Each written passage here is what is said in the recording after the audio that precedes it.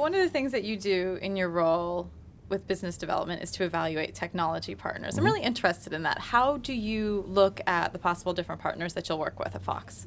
Generally, we get the technology guys who are way smarter than I am to help evaluate that.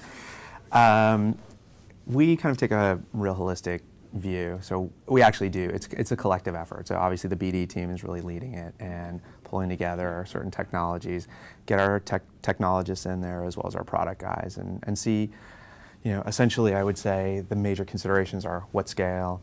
That scale is a really big issue. Obviously at FDM we've got, in addition to Fox.com, myriad other cable networks. So we've got a big network of properties and we need technology that scales across all of those. We're looking for stuff that's as seamless, extensible, and dynamic as possible.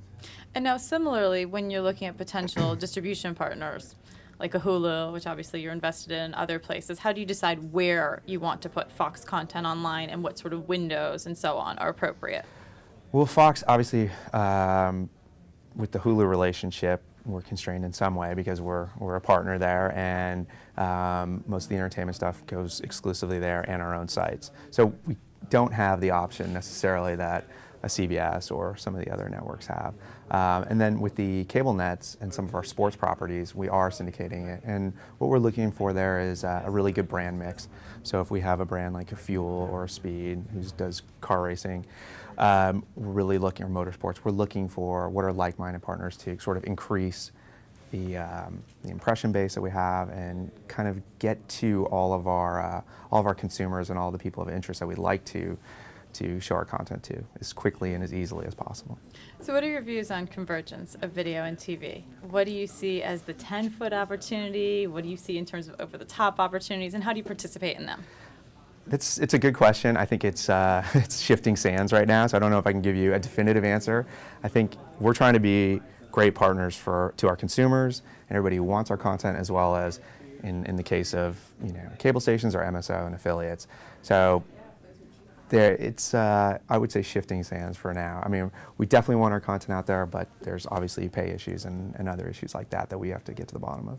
Final question for you. There's a lot of talk about micropayments for content. What is Fox's position on paying for content online, different types of possible pay structures? There's different types of content. Let me answer it this way. Because in the capacity that I have now, we've got a number of different sites that we're dealing with and a number of different networks.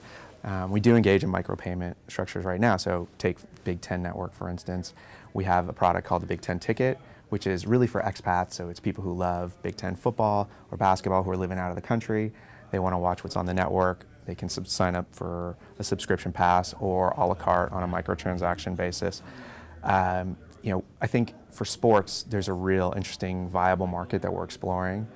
I think obviously mobility is the key word on everybody's lips right now, and as I look at live content like that, I think the idea is where can we get this out as pervasively as possible, and have a transactional model that makes sense, one that is fair to the consumer, obviously, but also one that makes sense for the content producers. I think the live stuff is really, it's something we didn't discuss before, but it gets really interesting when we start talking about that. In terms of possible payments for that? Well, payments, but also the pervasiveness of content, because you look, again, like Big Ten last year, I think we did something like 250 live games. I may be wrong on that, maybe 200, but there's a ton of sports that are not going to make it on air.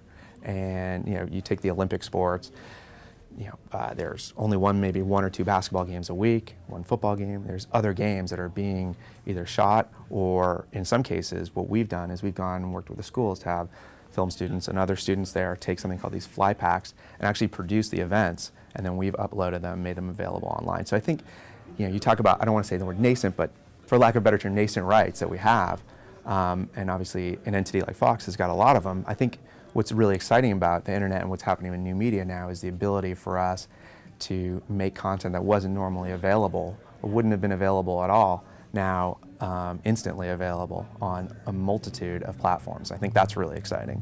Thank you, Greg. You're welcome. Perfect. Twitter about and so forth. But anyway, thanks very much for coming. He wants me to do his work for. Yeah. That's right. Speaking of my work, this is a content farm, and you're all